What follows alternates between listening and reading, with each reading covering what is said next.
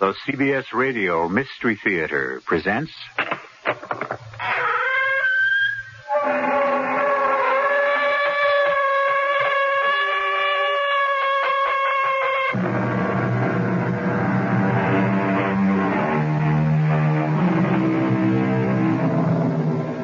Come in. Welcome. I'm E.G. Marshall. Have you ever known terror? Have you ever come up against something that so threatened you, so horrified you, that it stopped your heart for a moment? If you never have, count yourself lucky. But don't count on your luck too much. After all, who's to say that terror may never touch you, huh? Consider Helen and Jim Crane. They never thought it would ever touch them. Blood. Jim, there's blood all over. And the axe. Did you see the axe? Come on, let's get out of here. The blizzard. We can't stay here either. There must have been a terrible fight in that kitchen, and I'm not waiting for the winner to come back. You don't suppose... What? The murderer the police are looking for. The man who slaughtered the Grant family. They said he was holed up somewhere on the mountain. This cabin, maybe? You don't think... All I think is that we'd better get out of here.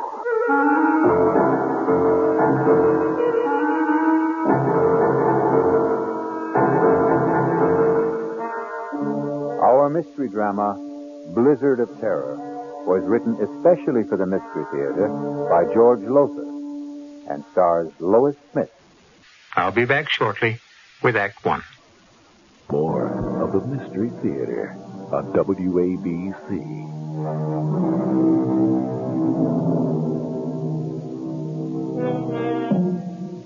Dare you join me now in a blizzard of terror? Not so fast, not so quick to answer yes. Are your nerves in shape for what lies ahead? Have you promised yourself a good night's sleep? A promise you want to keep? In simple brief, are you who now listen to my voice ready to cope with terror? Very well. You made the choice, not I. Come along, then. Well, come on. That China will form no coalition with Russia in the foreseeable future. That's the world news. Now I have a special bulletin from the Big Indian Sheriff's Office. Jim, turn the radio Sheriff off. Ed Ralston warns all motorists to stay off the roads on Thunder Mountain. Not only because of the blizzard, but also because the man sought for the brutal murder of the Grant family is believed to be hiding out somewhere on the Jim, mountain. please, shut Slaughtered, it off. all of them, with a kitchen carving knife. The Grant family... Thank you, Mr. Crane. You're welcome, Mrs. Crane. We don't need to be told again and again that we're in a blizzard on Thunder Mountain. We know we are, thanks to you. I'm sorry. Okay, skip it. Maybe it is my fault. Jim! Wow, that was a close one. I can't see the road. All I can see is snow. What's that? What's what? There, just ahead, back under the trees. A cabin? So?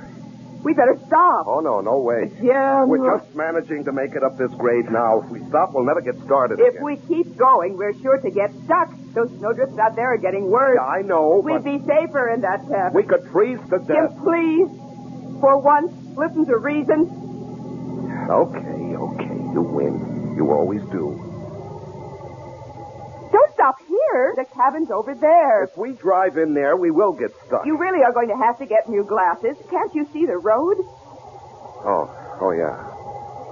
Tire tracks. Snowed over, but tracks. Those tire tracks, they mean somebody's there. Yes. Look. Smoke coming out of the chimney. Ah, now, are you glad we turned in? Swooning with delight. You're angry because I was right. When are you wrong? When are you ever wrong? Oh, you are something. You are. You are really Why do we quarrel like this, fly at each other every time? Well, maybe if you weren't so darned independent. Forget it. Okay, come on. Ooh. Oh, it's nice. It's so cool. Yeah. All right, let's get inside. Fast. Hello? Hello? Anybody home? Hello? Just open the door and go in. Well, I don't like to just Oh, barge in. Jim, under the circumstances. If you won't, I will.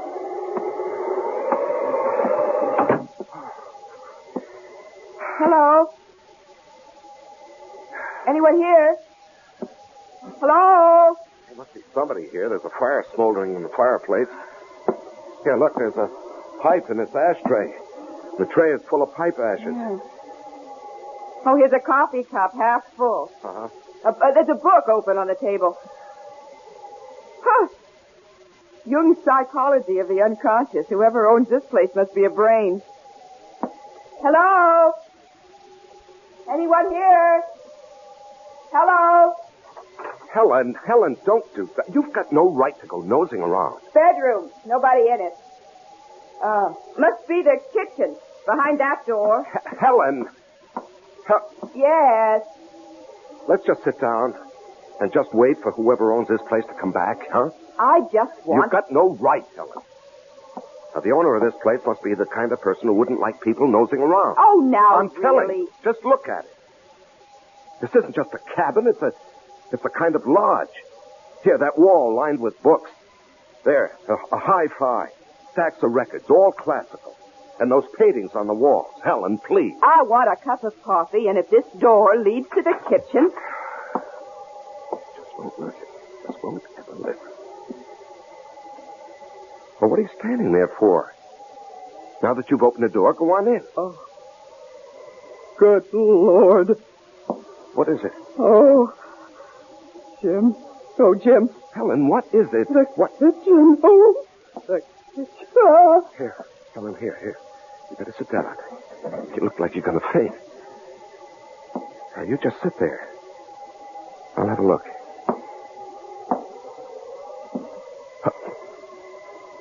Oh, no. Oh, Helen, come on now. We better get out of here. My God. Oh, Jim. Blood all over. And the axe. Did you see the axe? Yeah, that's the first thing I saw. Come on. Blizzard. We can't Stay here. There must have been some hell of a fight in that kitchen, and I'm not waiting for the winner to come back. Oh, you don't suppose... What? The murderer?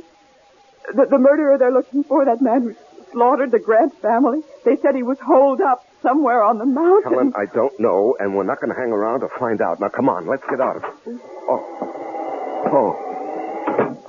Hello. Hello. I'm Jim Crane. This is my wife, Helen. We got caught in a blizzard, and we saw your cabin, and we just came in.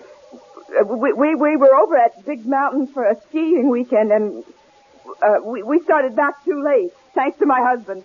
Oh? Yeah, I guess it was my fault. You see, I don't ski. My wife does, but I don't, and, well, I got into this poker game, and I was winning, and I couldn't quit when I was ahead. You know how it is? You don't have to make any excuses to me, friend. Maybe to her, but not to me. Well, I was just explaining. Like ice in here. Better get that fire going again. You needn't bother on our account. I'm not. Well, what I meant was we were just leaving. Not in that blizzard, you're not, Mrs. Crane. It's Miss Morgan, if you don't mind. I thought you said she's your wife. Well, she keeps her maiden name. You kidding? No, You marry a doll and give her your name and she won't use it? What's the matter, excuse me, Ms. Morgan, you said, huh? What's the matter? Your husband's name isn't good enough for you? It isn't that. Then what is it? I prefer to keep my own name, that's all. A lot of women do these days. Yeah, they call it women's lib. Women's what? Lib. For liberation. You know, they keep their names, their independence, their jobs, everything. Everything, eh? That's too bad. You were my wife, doll. You wouldn't keep your name or your job or Anything. What do you do besides letting her get away with all this? Engineer. I'm an engineer. You drive a train? Oh, no, not that kind of engineer. Hydraulic engineer. Water power. Oh. Cigarette? No, thanks. I don't smoke. You? I don't smoke either. And I thought you... Huh? Nothing. You thought I was? Well, I noticed the pipe in the ashtray, so... Yes. I do smoke a pipe now and then. Cigarettes, too. You haven't told us your name. Jake. Jake what? Jake's enough. We need more wood. I'll get it. Let's get out of here. No, we can't. Well, we've got to. He doesn't own this place. He doesn't live here. And from the looks of him, oh, good Lord, what a bruiser. He could be the murderer the sheriff's looking for. The blood on his clothes, it's all over his parka. Helen, we can't be sure it's blood. What else could it be? And what about the cigarettes? There's not one cigarette in that ashtray. There's nothing but pipe ashes. Yeah, that's true, all right. And he's stupid. Totally uninformed. He couldn't be the man who reads these books, listens to that music. He never heard of women's lib. He thought you drove a train. Helen, we can't leave. We could die out there. We can die in here. And I have a feeling we will, if we don't get...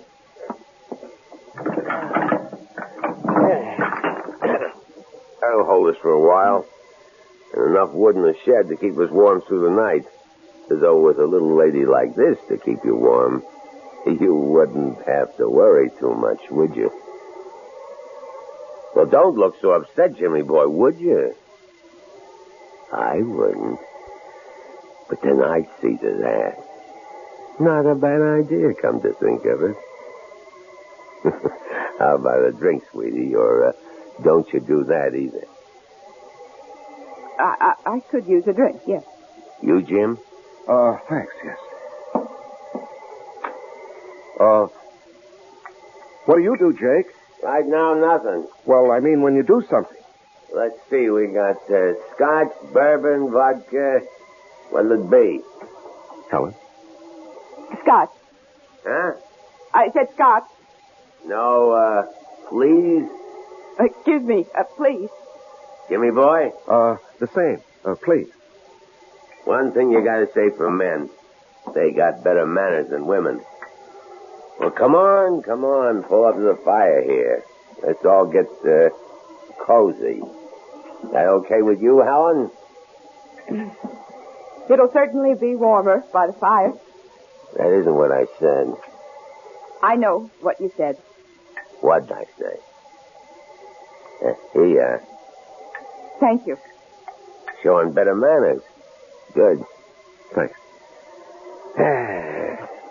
That's better. Easy chair, warm fire, drink. That's much better.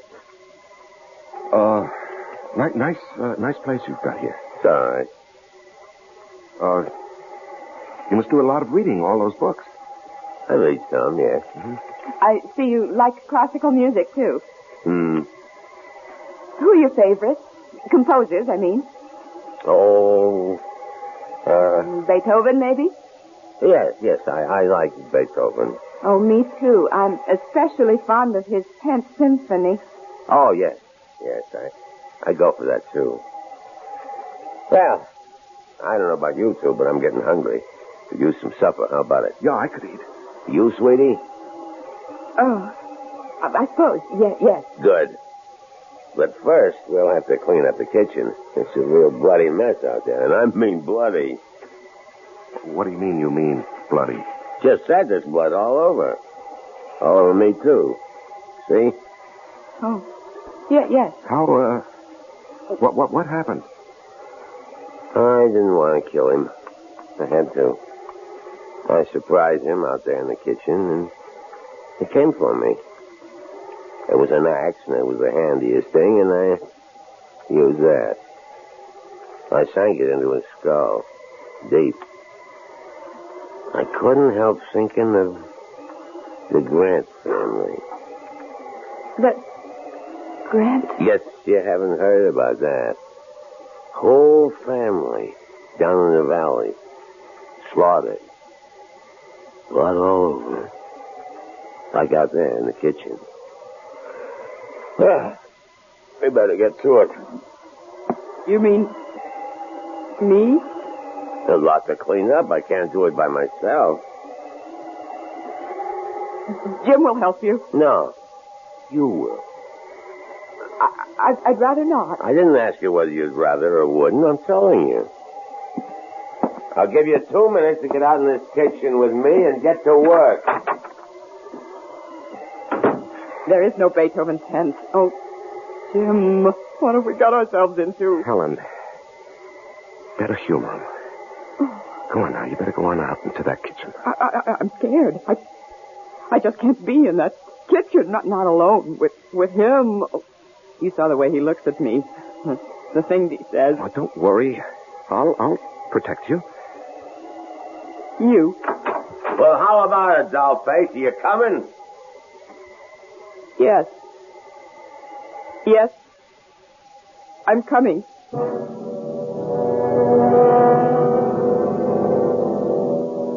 Helen and Jim feel the first stirrings of terror.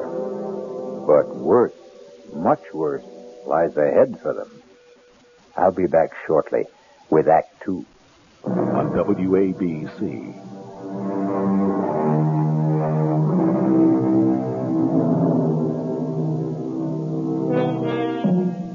Suppose now that you, not Jim and Helen Crane, but you had sought shelter from the blizzard in that forsaken mountain cabin.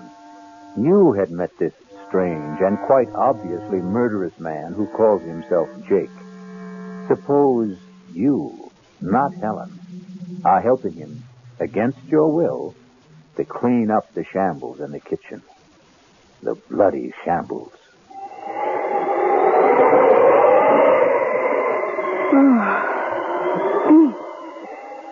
Well, that's it, I guess. The axe needs to be washed. There's blood all over it. Well, go on, wash it. I can't touch it. And not as liberated, wasn't that the word, as you thought? I don't see what that's got to do with it. I kind of got the impression you felt you could do anything a man could do. All right, I'll wash the axe. You start making supper. Well, what are you standing there for? Get busy. I don't know where anything is. Lots of canned stuff in that closet, and there's a can over on the wall. Think you know how to use it? I'll try. Spunky, aren't you? Funky. You know there was a killer in this kitchen this afternoon, and I was the one used this axe. You know that, but you got the nerve to stand up to me. Maybe too much nerve. Here's beans and spaghetti, stew. And that's about it. What do you want? You decide. I figure you're good at deciding things. That's what's wrong between you and your hubby? How do you know there's something wrong? No sweat. 5 minutes with the two of you, and anybody could see you're too pushy. And him, he's too much the other way. Yep, like I said, you're too spunky. Somebody ought to take a little of it out of you. Get your hands off me. Oh, come on now. Now let me go. Oh, stop it. Stop it. Hey, what's going on? Oh. What's going on? Well, you might say I was, starting to do what you should do, Jimmy boy. Well, don't try that again. You do. And you won't do any more than you're doing right now. Oh, no? Oh, no? Oh, Jim, please. It's all right now. No harm done. I'm not hurt or anything. What's the big deal, Jimmy boy? Little kiss between friends. What's to get psyched up about? Come on, chum. Let's you and me have a friendly drink while Helen gets supper ready. No, I don't want to. Come on. You know how to use that can opener, sweetie? I'll manage. That's my girl. Scotch, right? Yeah. Oh, I see you tried to use the phone. Don't look so surprised. You put it back the wrong way around. The phone's dead. I could have told you that. The wires are down, I guess. No. I cut the wires. You cut... I see. Well, you drink, Jimmy boy. Cheers. Oh, and by the way, in case you've got any other ideas about getting help, those guns over the fireplace aren't loaded. And neither is that revolver on your mantel. Jake.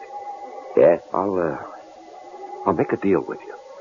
What gives you the idea that you're in any position to make a deal? I'm not, but you've got aces back to back. I know that, but I'm still in the game, Jake. You're a good poker player. You're bluffing, but I'd never be able to tell it in your face. Are you going to listen? All ears. Let us go, Helen and me. Let us go, and we won't say a thing, not a thing, to anybody. About what? What? You know. I don't know. Look, I don't want to spell it out. You got no choice. I hold aces back to back, like you said. All right. My wife and I, we have a pretty good idea who you are. You know that, or I wouldn't be telling you. Uh-huh. So, what you're thinking, once these two leave here, they'll contact the sheriff and give them a lead on me.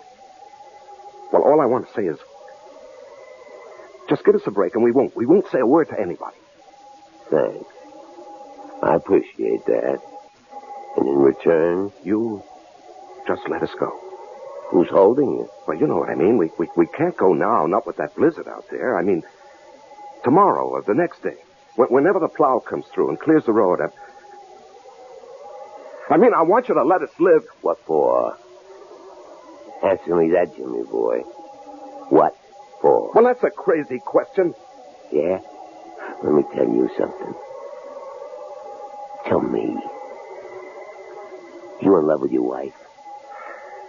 You can't answer that, huh? She in love with you?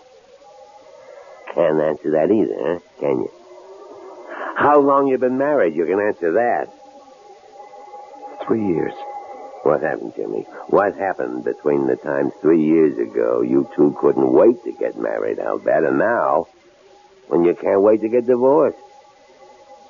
You are thinking about divorce, aren't you? Well, we don't get along, that's for sure, but... For what? You're at each other's throats day in and day out, right? Nothing but fights, arguments, frustrations on both sides. From the minute you get up till you go to bed, right? Am I right? Yeah, you're right. And you want to live? For what? Well, you keep hoping things will change. They won't. Unless you make them change. Very few ever do. They keep hoping right into the grave, hoping. Like the Grants. Why did you kill the Grants? They killed themselves. They were dead long before they were put out of their misery. Like you and her. I'll make a deal with you, Jimmy. I'm listening. You give me a good reason why you should go on living. And it's a deal. We want to. No. You just don't want to die.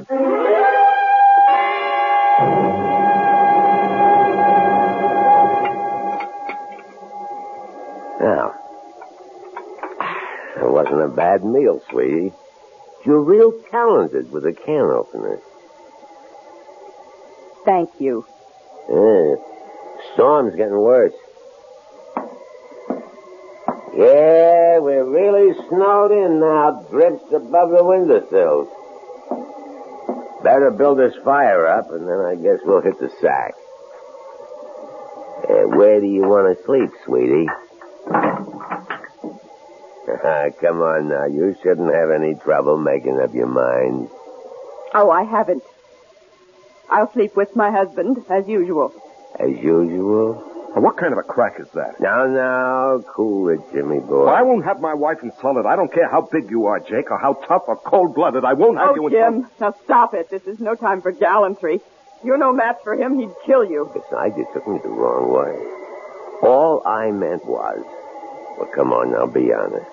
How long has it been since you two did sleep together as husband and wife? That's no business of yours. Long time, huh?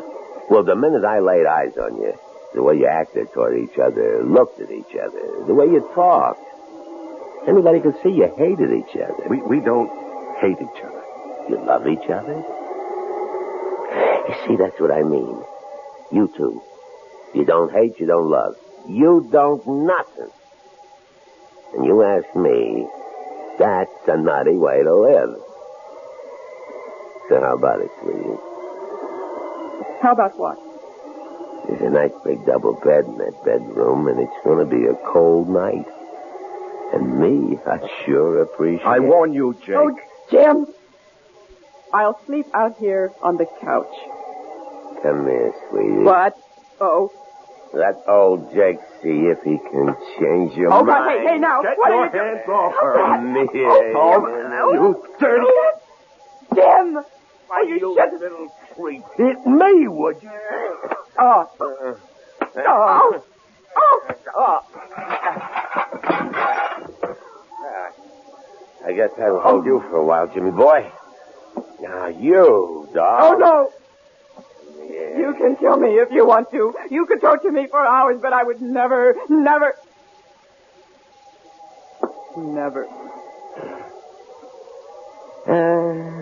Suit yourself. No, I think about it. What would I want with you?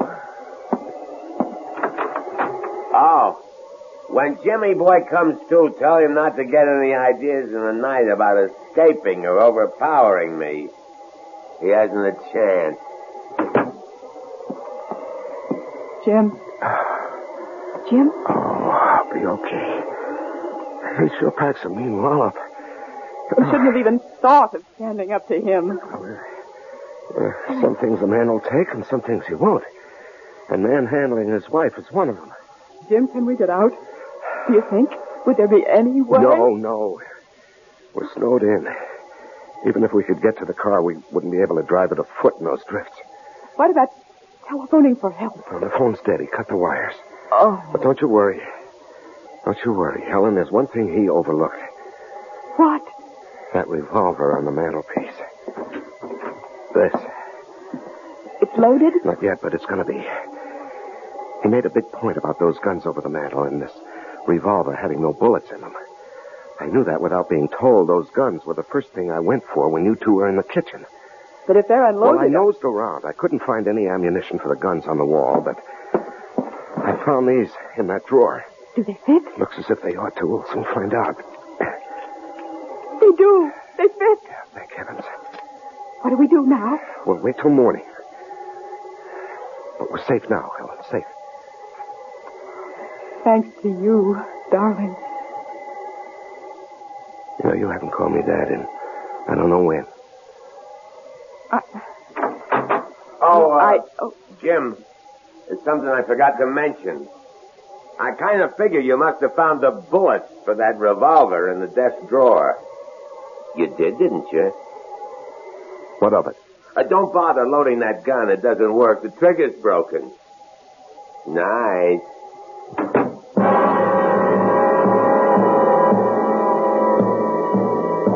Helpless once again, Jim and Helen can only stare at each other as fear touches them with icy fingers. I'll be back shortly with Act 3.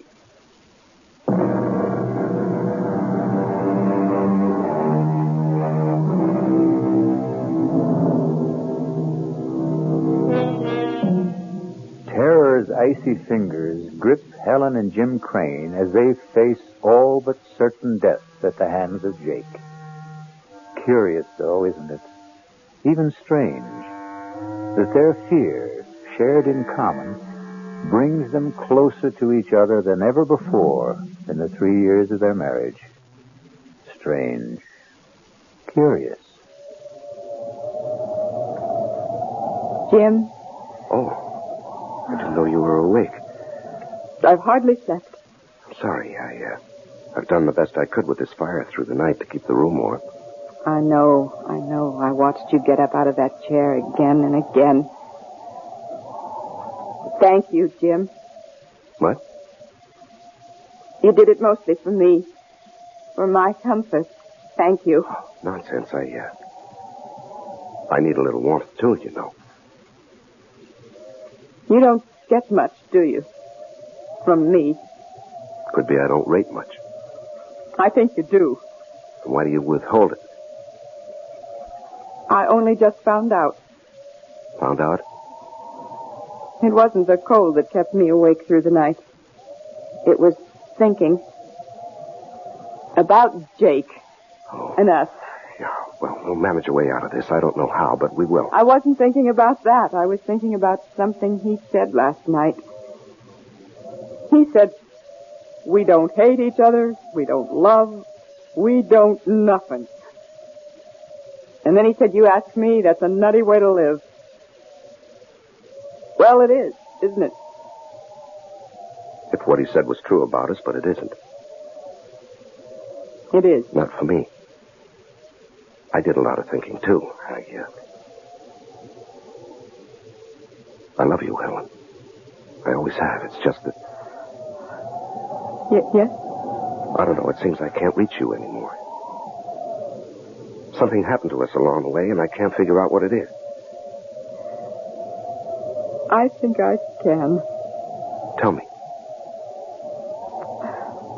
I don't know.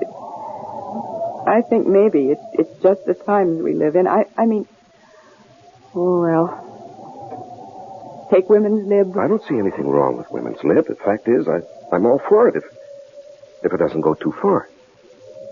It did with me, I think. Oh, I don't know. I do. I wanted to be...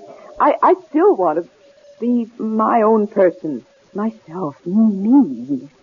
The last thing I wanted was to be dependent on anyone, and I guess especially on you. But last night, oh, Jim, I was scared. And when you fought for me, when you, well, you just went for him like a raging animal, Jim, and you did it for me. I know you wouldn't have done it for yourself, or maybe for anyone, but you did it for me. Oh, Jim, I needed you. I really did need you. Well, maybe the truth is... The simple truth is that we need each other. I don't mean just you and me, but everybody. I mean, we're all in the same boat, aren't we? Same world. We are dependent on each other, so... Why do we fight it? I'm not fighting it anymore. I made up my mind to that during the night. Jim? I love you. You are a wonderful husband, only I just never gave you the chance to be. Oh, Helen, sweetheart. Oh, I do love you. Oh, Jim, I do. Oh, I do. Oh, dearest. Well, look what's going on here. When did you two scrappers become lovebirds? Never mind. The fire needs building up. Get some wood, Jim. It's out back in the shed. Okay. So, you think you've fallen in love with your husband all over again, eh? You were listening. You overheard. Blast myself sick. I don't see anything funny about it. You wouldn't.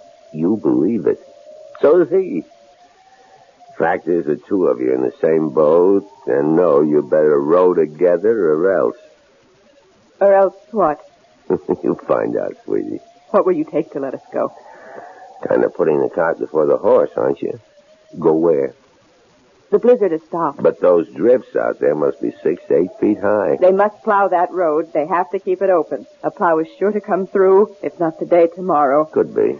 Well, then. Well, then what? Don't kill us.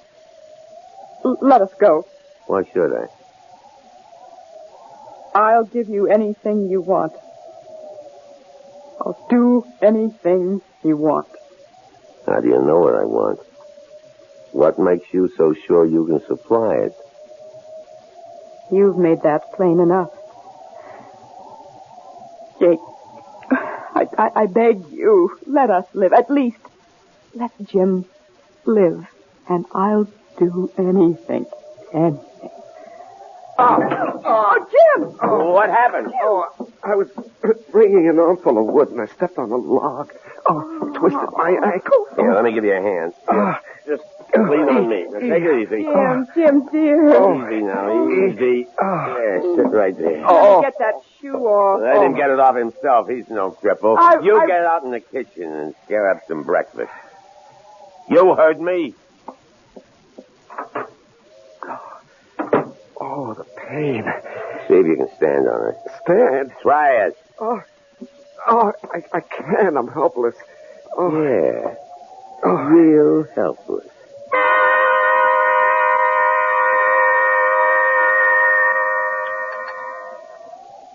Hey, you make a good cup of coffee, Doe. Thank you.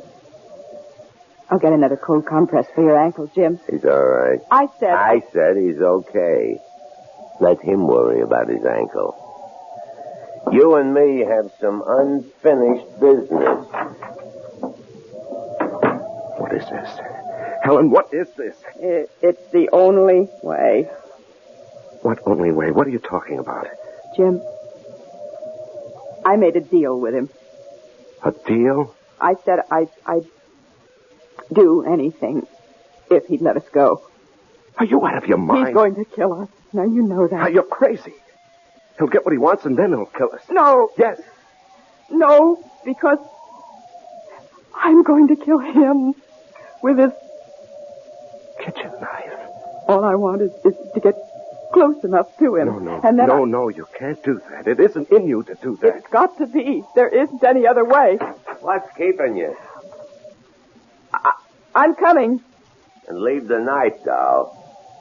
These petitions are awful thin. You ought to know that by now. Put the knife down, I said. Stay where you are, Helen. You made a deal, and she's gone through with it. Over my dead body. No, you fool, over your live body. Over my live? He said he'd spare you. Spare me? He said us. She lied. She made the bargain to save you. Helen, you would... I love you. I love you, Jim. I told you that. I love you. And I love you, Helen, a lot too much to let you go through with anything like this. What you figure you can do about it, huh? You can't even stand, not on that bad ankle you can't. Oh, yes, I can. Jimmy, boy, not you. Now, Doll. No.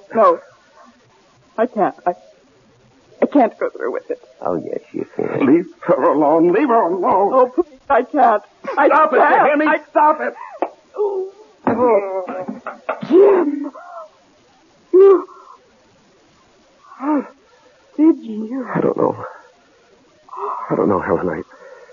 I somehow grabbed the poker and made it across the floor and hit him with it. I don't know how I did it. Oh, I've got to sit down and get off this. Oh, here. Oh, lean on me. All right, now. Easy. Yeah, thanks. Better have a look at him, Helen, see if he's breathing. I may have killed him. He's breathing. His head's bleeding where you hit him. I get something to tie him up with. See if there's some rope around. And snap it up. He's coming to. Oh, yes. It's the phone. He said he cut the wires. He couldn't have. It was a bluff. Hello? Sheriff? It's the sheriff in Big Indian. Who? Professor Moran. No. There is a man here. I'm afraid he's hurt. Me? My name's Helen Crane. My husband and I got caught in last night's blizzard, and we managed to get to this cabin, and we found... Well, there was blood all over the kitchen, and an axe. Helen, look out. Jake, it's all right. All right. The poker. Helen, the poker. Hit him again. No, you've got it all wrong. All wrong. Helen, hit him. Give me that phone. Hello, Ed. Yes, it's Jake.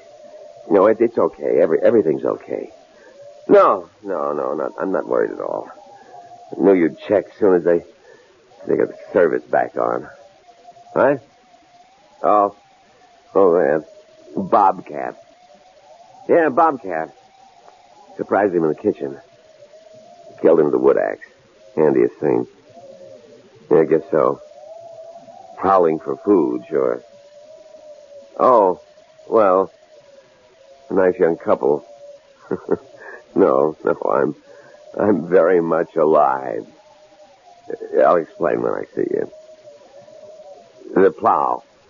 When? Good. No, we're okay.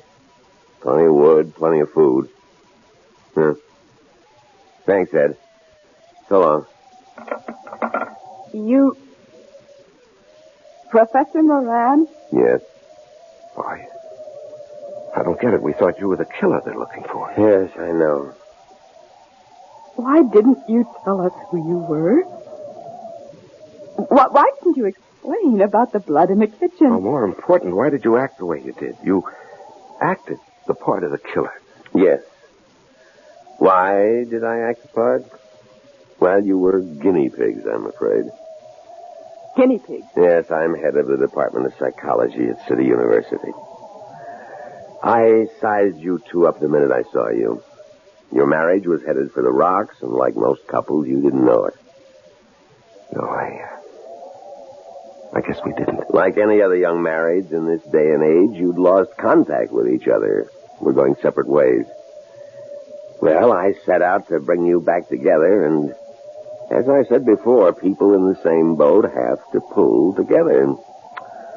All I did was put you both in the same boat by making you face a common danger. A danger that never existed. Well, I'm hanged.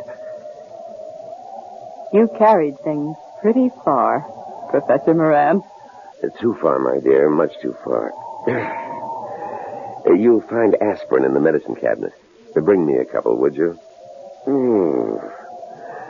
On second thought, bring the bottle. And so terror turns to surprise and relief. Pretty shrewd fellow, Professor Moran, wouldn't you say? I mean, realizing that Jim and Helen were headed for divorce, that took keen insight into human nature. But then, he was, after all, a trained psychologist. I'll be back in just a moment.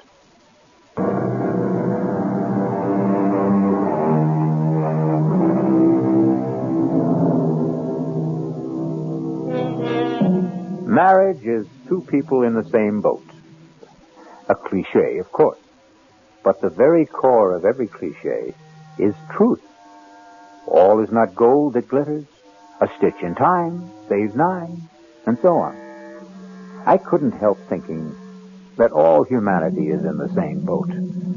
And what an infinitely better and happier world it would be if we all learned to pull together. Our cast included Lois Smith, Larry Haynes, and Leon Janney. The entire production was under the direction of Hyman Brown. This is E.G. Marshall inviting you to return to our Mystery Theater for another adventure in the macabre. Until next time, pleasant dreams.